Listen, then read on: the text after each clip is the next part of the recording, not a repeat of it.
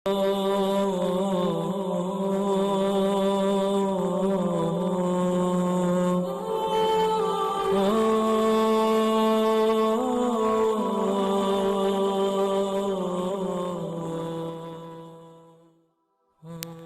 اللہ الرحمن الرحیم۔ السلام علیکم میرے معزز اور قابل احترام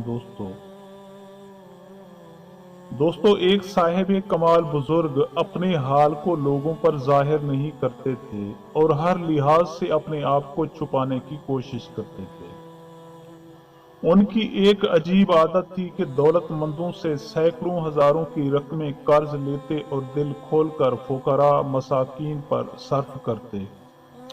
ہدیہ نذرانہ اور تحائف وصول ہونے پر قرض کی ادائیگی کر دیتے۔ اسی طرح آپ نے اہل عشق اور اہل ذوق حضرات کے ٹھہرنے کے لیے ایک خانقاہ بنوائی جس میں ہر طرح کی سہولتیں میسر تھیں۔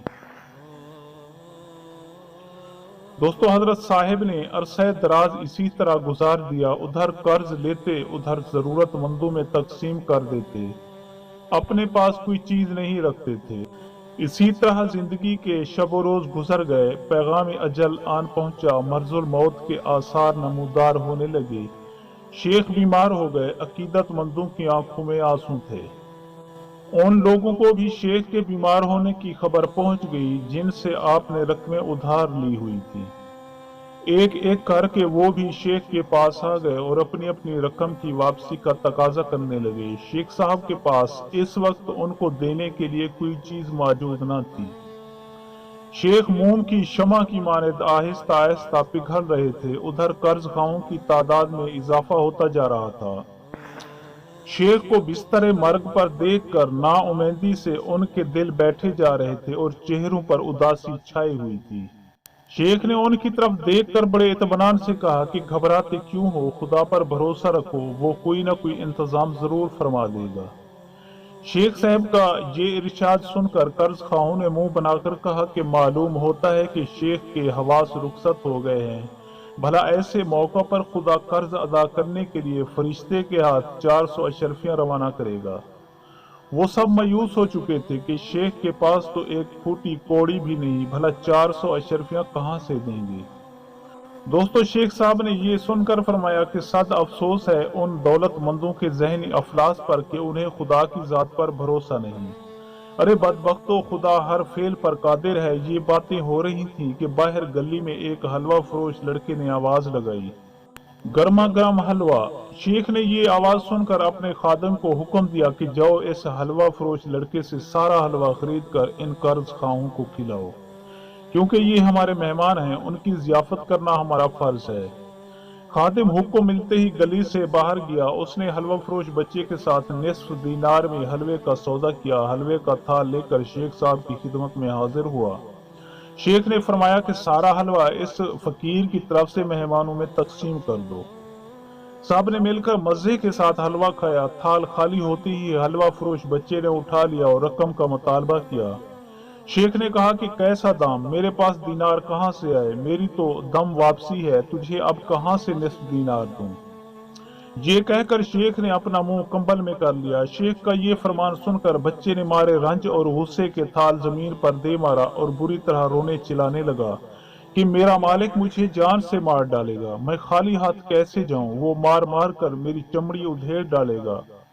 بچے کا رونا دھونا سن کر ارد گرد کے لوگ بھی اکٹھے ہو گئے۔ دوستو، ادھر قرض خواہوں نے بھی چلانا شروع کر دیا اور کہنے لگے کہ واہ، شیخ نے ہمارا مال بھی اڑا دیا اور اس غریب لڑکے کو بھی جاتے جاتے لوٹ لیا۔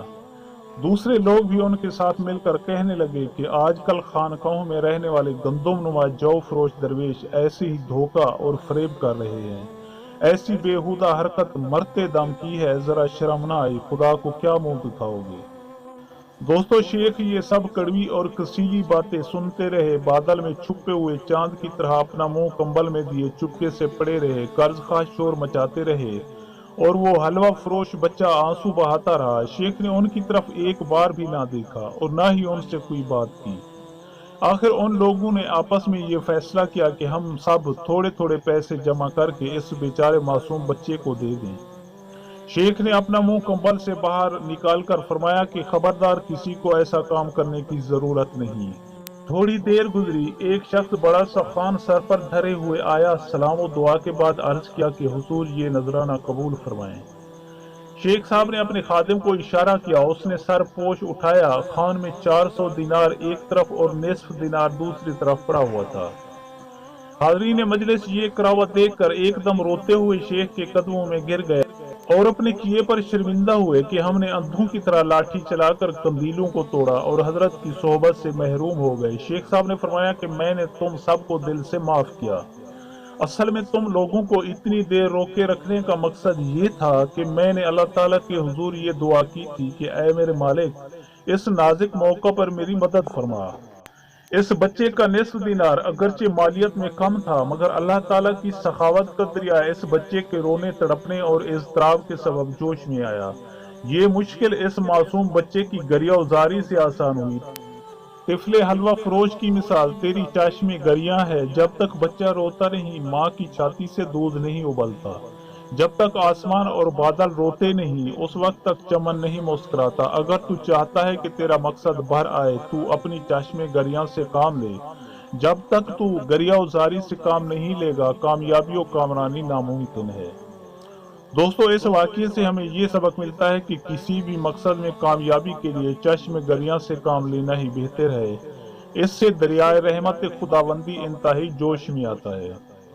दोस्तों, मैं उम्मीद करता हूं कि आपको मेरी ये वीडियो अच्छी लगी हो। अगर आपको मेरी ये वीडियो अच्छी लगे तो प्लीज़ आप मेरे चैनल को सब्सक्राइब और इस वीडियो को लाइक ज़रूर कीजिए और अपनी कीमती आरा का इजहार नीचे कमेंट सेक्शन में करना मत भूलिए। शुक्रिया। खुदा हाफिज।